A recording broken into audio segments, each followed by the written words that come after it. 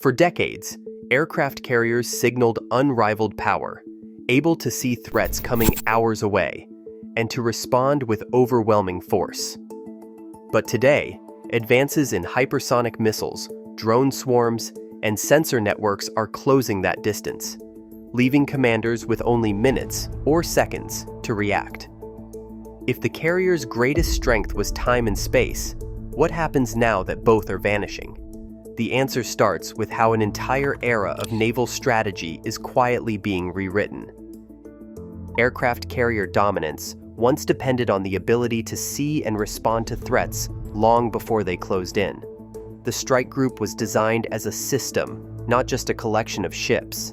At its core stood the carrier, but its real strength came from four elements working together to buy commanders hours of precious time. The first line of defense stretched far beyond the ship itself. Airborne early warning aircraft, such as the E-2 Hawkeye, routinely launched from the flight deck and climbed high above the fleet. Their radar scanned out to 200 nautical miles or more, creating a dome of awareness. During the Cold War and in the 1990s, this meant a carrier could detect incoming threats with up to 6 or even 12 hours of warning. That time allowed commanders to weigh options, reroute the group, or launch aircraft to intercept. The presence of the E-2 Hawkeye turned the carrier from a target into a moving, aware fortress. Surrounding the carrier, escort ships formed concentric rings of defense. Guided missile destroyers and cruisers, equipped with advanced air defense and anti-surface weapons, patrolled the outer and inner layers. Each ring was an overlapping shield. If a threat broke through the first, it faced the next, giving defenders multiple chances to stop an attack. The strike group moved as a single organism, each ship's sensors and weapons feeding into a common picture. Decision-making cycles were measured in hours, not seconds. The carrier's own air wing added a third layer. Up to 65 aircraft, fighters, electronic warfare planes, and additional early warning units could be launched to hunt threats far from the group. Combat air patrols flew high and fast, ready to intercept enemy bombers or missile platforms before they could fire. The AIR wing's reach extended the group's influence well beyond the horizon, transforming the carrier into both shield and spear. All of this depended on maneuver space. Open ocean gave the strike group freedom to move, to exploit gaps in enemy surveillance, and to reposition before threats could close in. During the Falklands War, the dangers of losing this space became clear. The British lost ships to Exocet missiles when early warning failed, and defensive rings were thin. That lesson echoed through naval doctrine. Distance was survival. The result was a decision loop built on time and depth. Early warning, layered escorts, a powerful air wing, and the ability to maneuver gave commanders hours to assess, respond, and control the fight. This was the system that made carriers more than just symbols. They were instruments of power, precisely because they controlled the clock. Space-based sensors now scan the world's oceans around the clock, tracking ships from hundreds of kilometers overhead. Shore-based radars, some operating beyond the horizon, pick up electronic signatures and transmit detections to distant command centers. These systems are not limited by the carrier's own radar range. They operate independently, feeding data into global networks that link sensors, analysts, and weapon platforms in near real time. When a carrier is detected, the information rarely stays local. Sensor-to-shooter chains connect satellites, patrol aircraft, and ground stations to missile batteries and submarines scattered across thousands of kilometers. A radar on land might spot a strike group, passing its location by satellite link to a mobile launcher or a warship out of sight. The shooter never needs to see the carrier directly. The result is a web of distributed detection where any node can trigger an attack. Modern anti-ship ballistic missiles, like China's DF-21D and DF-26, are designed to exploit this network. These weapons accept targeting updates in flight, adjusting course to meet a moving ship. Hypersonic missiles add another layer of complexity. Traveling at speeds above Mach 5, they compress engagement windows to seconds. Traditional defenses, built for subsonic threats, struggle to keep pace with these new velocities and maneuver profiles. Swarms of unmanned aerial and surface vehicles compound the challenge. Groups can approach from multiple directions, overwhelming radar and missile defenses with sheer numbers. Each drone may be small and expendable, but together they force defenders to divide attention and resources. Testing has shown that even advanced systems can be overloaded when faced with dozens or hundreds of simultaneous targets. All of these threats are coordinated by sensor fusion systems that pull together data from satellites, drones, ships, and land-based radars. Automated targeting pipelines can assign weapons to targets in seconds with minimal human oversight. The kill chain, from detection to launch, now runs on timelines dictated by machine speed, not by human deliberation. In this environment, the old model of layered defense and maneuver space begins to break down.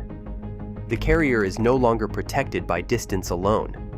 Instead, it operates inside a shrinking margin, surrounded by threats that can see, track, and strike from beyond the horizon. The advantage has shifted from the platform to the network, and the pace of engagement is set not by the carrier's sensors, but by the speed of information flowing through the system. Detection to impact timelines that once stretched across hours now collapse to minutes, and in some cases, seconds. In the Cold War era, a carrier strike group could expect 6 to 12 hours between first detection of a threat and the moment it might arrive. Today, a hypersonic missile launched from over 1,000 kilometers away can close the distance in under 10 minutes. In the terminal phase, defenders may have less than 30 seconds to respond. This compression turns operational planning into a race against the clock. Commanders who once relied on multi-layered defense and coordinated air sorties now face binary choices. There is no time for debate, only for action or inaction. When a threat appears on radar, the window for human judgment narrows to the space of a single breath. The loss of the Russian cruiser Moskva in 2022 offers a cautionary example. The ship was detected by coastal surveillance, targeted, and struck by anti-ship missiles in a sequence that played out in less than 20 minutes. Defensive systems failed to intercept, and damage control efforts could not prevent the sinking. While the Moskva did not benefit from the full protection of a carrier strike group, the incident demonstrates how compressed reaction windows can overwhelm even large warships. Sortie rates, the number of aircraft a carrier can launch, also suffer when forced to operate at greater distances for safety. During high threat periods, carriers may reduce flight operations or remain outside effective range, limiting their ability to project power. The operational effect is clear. As timelines shrink, the margin for error disappears, and the consequences of a single missed decision become far more severe. Carrier-centric doctrine remains deeply embedded in naval planning, even as the operational environment has changed. Each Ford-class carrier represents an investment of roughly $13 billion, with entire shipyards, supplier networks, and congressional districts tied to construction and maintenance.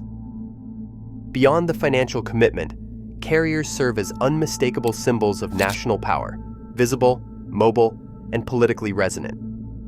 These factors reinforce their central role, even when technical analysis points to growing operational risks. Budgetary inertia shapes force structure decisions. Funding for new carrier construction and air wing modernization continues to outpace investment in alternative concepts. Yet within the Navy and in defense policy circles, there is growing recognition that the assumptions underpinning carrier dominance no longer hold in high-threat environments. The concept of distributed maritime operations, abbreviated DMO, offers one path forward. Distributed maritime operations envisions smaller, networked groups of surface ships and unmanned systems, each capable of independent action, but linked by resilient data sharing. This approach spreads risk, reduces the value of any single target, and leverages advances in sensor fusion and long-range precision weapons. The DMO concept highlights the potential to shift from platform mass to distributed, interoperable effects. An emphasis on submarines presents another alternative. Nuclear-powered attack submarines remain among the most survivable assets at sea, able to operate undetected in contested waters and to deliver strikes against both ships and land targets. Land-based strike, enabled by long-range bombers and cruise missiles, also offers a way to project power without exposing surface ships to dense anti-access threats. Some strategists argue that future advantage will come from sensor and data superiority rather than sheer platform mass, prioritizing the ability to detect, process, and act on information faster than any adversary. Submarines remain central to survivability and covert strike options.